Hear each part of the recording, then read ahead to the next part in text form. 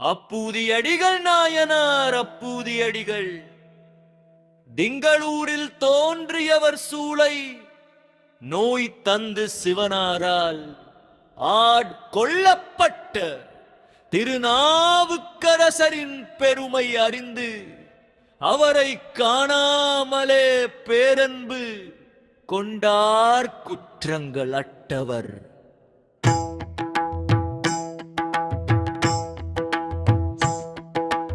அப்பூதியடிகளார் தம்மனையில்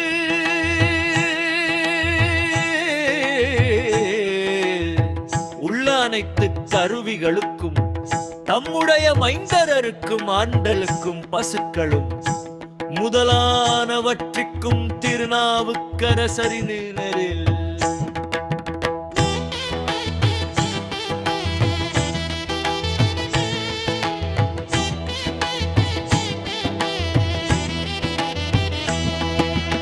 என்று பேரிட்டு அழைத்து வந்தார். திருநாவுக்கரசரே நேரில் கண்டாவிட்டாலும் அவரின் தொண்டின் அம்மறிந்து சிவனார் அவருக்கு அருளிய ஆசியும் அறிந்திருந்தார். அவர் பெயரிட்டு திருமடம் தண்ணீர் பங்கல் முதலானவற்றை செய்து அறம் வந்தார்.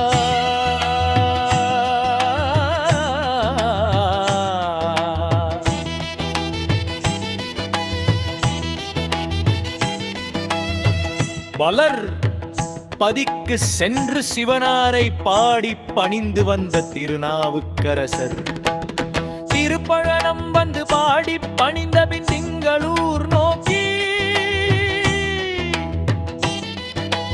வரலானார். அங்கே சாலையில் ஓரம் கோடை வெப்பத்தை தனித்திட சிவஅருளால் தண்ணீர் தடாகம் விளங்கிய ஒரு பந்தல் அருகில் திருநாவுக்கரசர் வந்தார். அப்பந்தலிலே திருநாவுக்கரசர் தண்ணீர் பந்தல் எழுதியிருப்பதை கண்டார். அங்கு நின்றவரிடம் இருக்கு பந்தலை விட்டவர் யார் என வினாவினர். அங்கு நின்றாரோ அப்பூதியடிகள் என்னும் சிவன் அருளால் கொள்ளப்பட்ட திருநாவுக்கரசர்.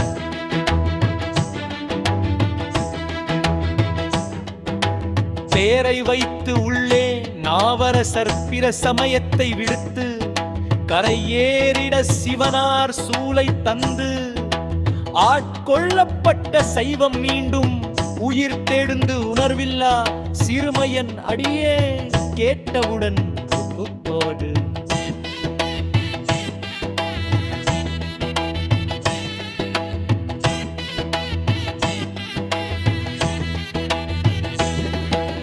அப்பூதியடிகள் தலை மீது கை கூப்பி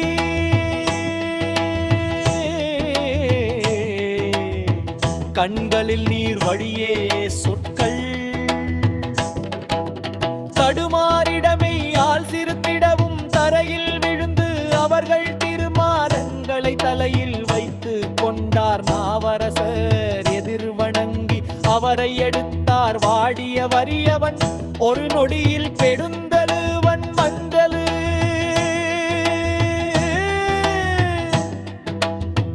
போல உள்ளது. அவருக்கு கட்டுக்கடங்கவில்லை மகிழ்ச்சி செய்வது அறியாது அகத்துள் சென்றார். மனைவி மக்களிடம் ஆண்ட அரசே வந்து இருப்பதாக செய்தி கூறினார். அவர்கள் விரைந்து வந்து அடியார் பாதங்களை தூய்மையை செய்து தண்ணீரை தளித்தும் பருகியும் மகிழ்ந்தனர். அகத்துள்ளே அழைத்து சென்று இருக்கையிலே அமர்த்து திருநாவுக்கரசரிடம் திருப்பற்று அறிந்து கொண்டனரிங்கு அமுது செய்து ஆசி வழங்க வேண்டுமென கேட்டார்கள். அதற்கும் நாவரசர் இசைந்தார். நமக்கு பெரும் பேறு கிடைத்தது சிவன் அருளால் வாய்த்தது. மனைவியிடம் கூறினார். நல்ல அறுசுவை தாருங்கள் என அழைத்தான். உடனே அறுசுவை உணவு தயாரானது. உடனே தன்னுடைய மூத்த பையனை அழைத்து போய் ஒரு நல்ல தலைவாழை இலை அறுத்துவாயென அழைத்தான். உடனே அது சிறுவன் தன்னுடைய தந்தை தாய் சொல்மிக்க மந்திரம் இல்லை என்று சொல்ல கேட்டு ஓடி தோட்டத்தின் பின்புறம் போய் ஒரு வாழை இலையை அறுத்தான். அங்கு ஒரு நல்ல பாம்பு அவரை தீண்டியது. அவன் எந்த விதத்திலும் தீங்கு நேரா அண்ணன் தாயிடம் இலையை தந்து கீழே விழுந்தான். அப்பொழுது இலையை தூய்மை செய்யும் வெந்நீல் அணிந்து கொண்டாரவர் மனைவி மைந்தர் வந்திகர் என்றீரும் அளித்தார். அப்போது மைந்தன் எங்கே யாது நிகழ்வது கூறாமல் இப்போது இங்கு உதவான் என்று என்றார். உள்ளத்தின் உள்ளுமான் சக்தி சுவல் அருளாரே நின்றாருடைய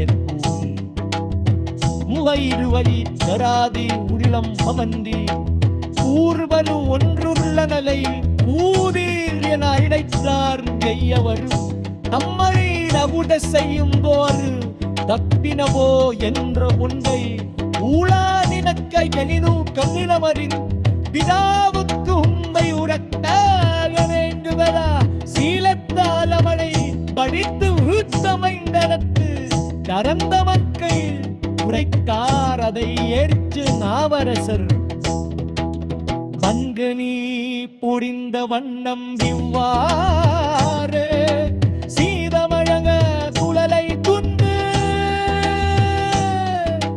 தாமுன்பிராகெல தொலைக்கும் இவனிலம் பாடி சிவனை வேண்டுகிறார் நாவரசர்.